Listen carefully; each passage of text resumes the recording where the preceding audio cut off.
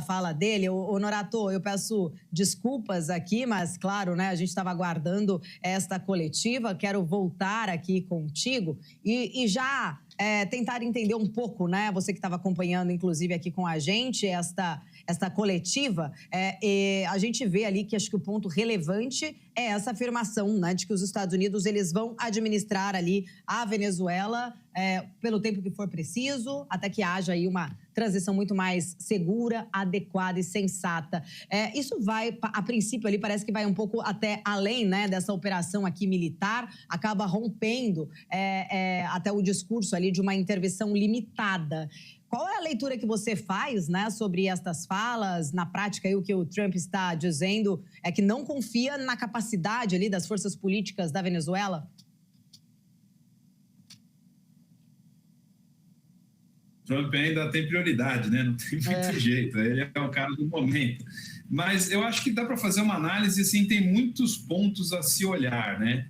Primeira coisa é que ele efetivamente está colocando em prática essa nova doutrina Monroe 2.0. Quer dizer, ele está fazendo até um teste, colocando isso em prática.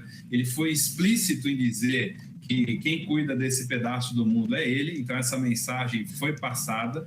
Ele também falou explicitamente que vão run the country, né? Que eles vão conduzir o país, o que me parece muito assim, eu não diria naive, mas me parece muito pretensioso achar que eles vão conseguir conduzir o país, mas provavelmente a minha visão do que ele falou é que você teve aí até um ajuste, um acordo para a rendição e para a entrega do Maduro. Eu tenho, isso é uma opinião minha, mas provavelmente eles devem ter feito alguma ligação com quem está ali no poder do ponto de vista, né, da classe política venezuelana que cuida do poder, para que essa coisa fosse tão pacífica, tão transitória.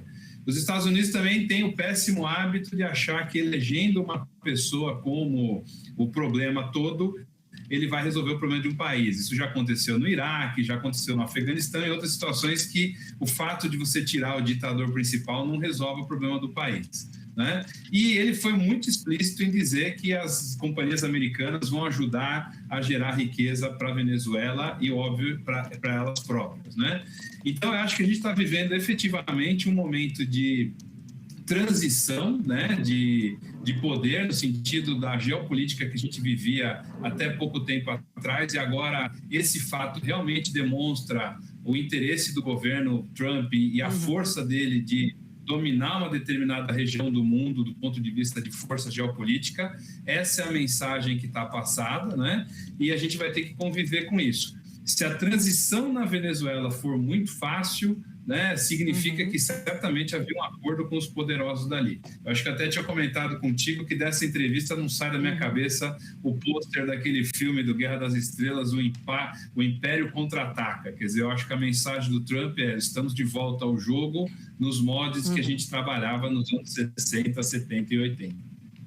Honorato, só pura especulação aqui, né? Mas tentando entender, o objetivo de Trump sempre foi ali um prêmio Nobel da Paz, né? Será que ele está no caminho, pelo menos, agora? Olha, o prêmio Nobel nunca é exatamente uma coisa previsível, né? Visto que o Bob Dylan já ganhou como prêmio Nobel de literatura, o Obama ganhou sem conseguir muita paz, né? Como ele quer colocar setinhas ali, eu acho que ele pode ter aumentado um pouco a probabilidade, mas eu não creio que seja o caminho, até porque essa intervenção dele corre o risco de gerar menos paz, mais conflito do que paz, né? Então, é um primeiro passo de uma nova geopolítica que a gente está vivendo. Efetivamente, a história está acontecendo hoje. Honorato, antes de eu aqui me despedir de você, uma última questão. Acho que é um ponto muito interessante, até o Lara levantou essa análise ali, né? O quanto essa imagem agora fica principalmente ali para outros países como China, Rússia, né? É claro que todos os países muito atentos e aguardavam bastante esta coletiva aí de Donald Trump, mas ele traz uma leitura justamente do qual você coloca ali, reforçando, né? Somos ali novamente bastante fortes, né? Aquela imagem muito, talvez, fragilizada que acabou ficando em relação ao Afeganistão ali dos Estados Unidos, com o enfraquecimento desse poder de polícia, parece que, de fato, agora se recupera, né? Neste tabuleiro no qual a gente vê ainda tanto China e Rússia também, né, ali agindo, né, muitas vezes a favor de regimes como este. A gente até fala aqui e acompanha, tem acompanhado ali recentemente o apoio que eles deram para o Irã na guerra ali que acontece no Oriente Médio. O quanto você enxerga, né, aí de fato a possibilidade, né, dos Estados Unidos conseguir mesmo recuperar esta imagem, esse poderio que sempre teve diante agora, né, desta captura de Nicolás Maduro? Eu acho que é inegável que ele está conseguindo recuperar esse espaço, né? O Trump, quando ele comete algum erro, como foi a questão das tarifas, uma certa medida, ele volta atrás, mas ele não assume que está voltando atrás. Mas é inegável que ele está colocando o poderio militar americano em função do que ele acredita e do que a parte da elite americana acredita como sendo poder, né, demonstrando uma força que é até uma própria reação que a sociedade americana tem aí contra a China, contra a Rússia. Então, ele joga muito bem nisso, não dá para dizer, é uma posição de força, uma posição de ocupar o espaço e que torna o xadrez global cada vez mais complexo, né? O xadrez é um jogo que você precisa pensar cada jogada. E eu acho que agora isso vai ser mais forte ainda em todas as posições. Uma coisa que é interessante do Trump, ele gosta de personagens fortes, né? Então, quem tem demonstrado força tem conseguido melhorar a posição de barganha deles. No geopolítico global, você tem hoje China muito forte, Rússia ainda com muita força, Europa bastante enfraquecida e temos nós aqui meio que à deriva das situações. Então, todo mundo que está jogando esse xadrez precisa ser bastante atento às próximas jogadas, e eu acho que as mensagens do Trump foram claras, né? Só reafirmando um pouco o que o Rafael falou, se eles estavam seguindo os passos do cachorro do Maduro, onde ele morava, onde ele estava, a inteligência foi muito bem feita, né? Provavelmente foi feita com pessoas ali ligadas diretamente ao Maduro, e aí é um sinal que fica para todo mundo no mundo todo, que essa inteligência americana está em ação novamente, e é muito importante que a gente esteja atento a isso. Então, esse novo xadrez geopolítico lançado pelo Trump, diria que era meio bravata no ano passado, esse ano ele se torna realidade. Maravilha, Honorato. Quero agradecer, sempre muito bom. Muito obrigada por estar aqui com a gente nesta cobertura especial.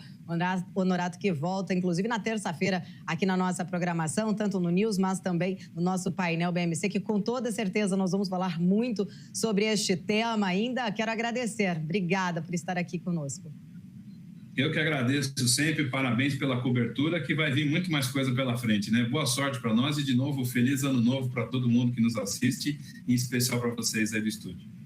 Obrigada, grande Carlos Honorato, economista, professor da FIA Business School, sempre aqui com a gente, também nosso comentarista do painel BMC, nesta cobertura especial da BMC News, deste, né, dia enfático, né? Começando aí o terceiro dia de 2026 já com uma grande movimentação neste cenário geopolítico, geoeconômico, com aí a captura, então, do presidente da Venezuela, Nicolás Maduro. A gente o segue aqui nesta cobertura especial, acompanhando, né? E sempre aqui de olho não só nas notícias, ouvindo aí as análises dos especialistas, mas sempre tentando, né, ali antecipar e entender quais serão as movimentações do mercado. Mercado, né, claro, ali fechado neste final de semana, uma ação aí bastante sensível realizada num final de semana, mas que com toda certeza deve reagir logo aí nas primeiras horas dessa segunda-feira. Vamos falar agora com ele que está chegando aqui junto comigo nessa cobertura especial na nossa bancada, Francisco Alves chegando com a gente, que na segunda vai repercutir também, claro, muito,